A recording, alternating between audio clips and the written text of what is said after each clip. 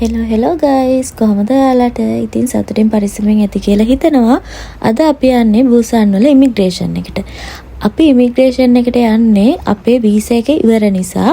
ඉවර කියන්නේ අපිට හෙට තමයි ඉවර වෙන්න තිබුණේ. ඒක නිසා අපි යන්න තීරණය කරා අද දවසේ.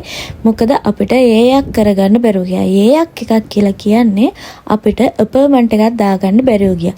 අපර්ට්මන්ට් එකක් දාන්න නැතුව මේකේ වැඩ කරගන්න බෑ. අපිට දන්නේ අපි ඒක අපර්ට්මන්ට් එකක් දාලා වැඩ කරගන්න බෑ කියලා. මොකද අපි එතකොටත් අපර්ට්මන්ට් දාන්න ගියාට අපර්ට්මන්ට් ඔක්කොම ඉවර වෙලා තිබුණා. ඒක නිසා අපි කරපු වැඩේ උදේම ගියා. එතන ගියාපුවාම අපිට නම්බර් දෙන්නේ නම්බර්ස් දෙන ගාණක් තියෙනවා. ඒක ඉවර වෙන්න කලින් අපේ නම්බර් එක ගන්න ඕන නිසා අපි උදේම ගියා. අපි උදේම යනකොට තාම ස්ටේෂන් එක ඕපන් කරලවත් නැහැ. අපි ඊට පස්සේ එතෙන්ට වෙලා හිටියා ඕපන් කරනකම්. මොකද නැත්තම් අංක දෙන්නේ 20ක් විතර වගේ. එතකොට ඒ 20ට අග්ගාල ඉවර වෙනවා. එතකොට අපිට අංකයක් ගන්න බැරි වෙන නිසා අපි උදේම එතෙන්ට ගිහිල්ලා සීතලේ මේ දවස්වල හරියට සීතලයිනේ. ඉතින් එළියට වෙලා හිටගෙන හිටියා ඕපන් කරනකම්. මේ විදිහට තමයි එම්බසි තියෙන තැන ඉස්සරහා තියෙන්නේ. අපි ඉතින් පඩිපෙළට වෙලා සෑහෙන වෙලාවක් සාමාන්‍යයෙන් පැය භාගයක් විතර මෙතනට වෙලා හිටියා. ඊට පස්සේ අපි දෙන්න තමයි ඉස්සරෝම ගිහින් හිටියේ. තව කට්ටිය ආවා. එතන ඉන්න වැඩිමහල් කෙනෙක් කිව්වා පොලිමක් හැදෙන්න ආපු පිළිවෙලට කියලා. අපි ඒ විදිහට පොලිමක් හැදලා ඉන්නකොට දැන් ලංකාවේ කට්ටියකුත් හිටියා. ඔය විදිහට අපි ඉතින් හිටියා. මේ විදිහට තමයි ඉස්සරහා පැත්ත තියෙන්නේ. මේ විදිහට දැල් දාලා තමයි වහලා තියෙන්නේ. ඊට පස්සේ අපි මොම ඉඳලා ඉමිග්‍රේෂන් එක ඕපන් කරායින් පස්සේ අපි ඇතුළට ගියා. උදේ වරුවේ හරි ලස්සනයි. බලන්නකො පාර දෙපැත්තේ අර උඩින් තියෙන පල්ලිය මං හිතන්නේ මං වලට පෙන්නන්නේ. ලස්සනයි. ඉතින් උදේ වරුවේ මේ පාරට වෙලා ඉන්නකොට අම්මෝ හරි සීතලයි. මේ දවස්වල සීතල වැඩි මාර විදිහට. ඉතින් ඕපන් කරලා දැන් ටිකට් දෙන්න පටන් ගත්තා. ඊට පස්සේ අපි දෙන්නටම මේ වීසා දාන්නනේ අපි ගියේ. ඒ හින්දා නම්බර්ස් දෙකක් ගන්න ඕනේ. දෙන්නට නම්බර් දෙකක් වෙන වෙනම දෙනවා. ඊට පස්සේ ඔතෙන්ට ගිහිල්ලා අපි නම්බර් දෙක ඔය විදිහට කතා කරලා නම්බර් දෙකක් දුන්නා. අපි ඊට පස්සේ අපේ නම්බරේ කතා කරනකම් ඔය උඩ තියෙන ටීවී එකේ අපේ නම්බරේ වැටෙනවා. ඊට පස්සේ අපි එතෙන්ට වෙලා ඉන්න ඕනේ අපේ නම්බර් කතා කරනකම්. අපි ඉතින් ඔතෙන්ට ගිහින් මෙතනින් තමයි ෆොටෝකොපි ගන්න ඒවා මේවා කරන්නේ. ඊට පස්සේ මේ තියෙන්නේ එතන කවුන්ටර්.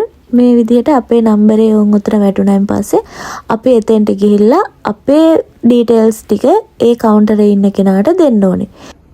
ඒ විදිහට අපේ නම්බරේ වැටලා අපි එතෙන්ට ගියායින් පස්සේ මරු වැඩක් වුණා ළමයි අපිට කිව්වා අනිවාර්යයෙන්ම ඒයක් එකක් කරගෙන එන්න කියලා. අපර්ට්මන්ට් එකක් දාගෙන එන්න කියලා. ඊට පස්සේ අපර්ට්මන්ට් තිබුණ නැති නිසා එතනින්ම අපිට අපර්ට්මන්ට් එකක් දාගන්න දිනයක් දුන්නා.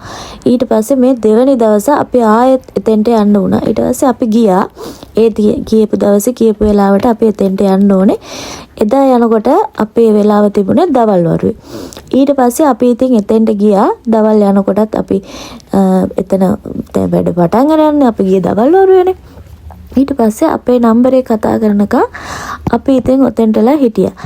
මෙතන ඩීටේල්ස් අපි මේ ෆෝම් එකක් පුරවගෙන ලංකාවෙන් තමයි අපි ඒවා ගෙන්න ගන්නේ. අයියලාගේ වැඩපලෙන් ගන්නත් ඕනේ. මාව මෙහෙට ගෙන්න ගත්තේ අයියාගේ වීසා එකෙන්නේ. ඒ කියන්නේ F3 වීසා එකේ.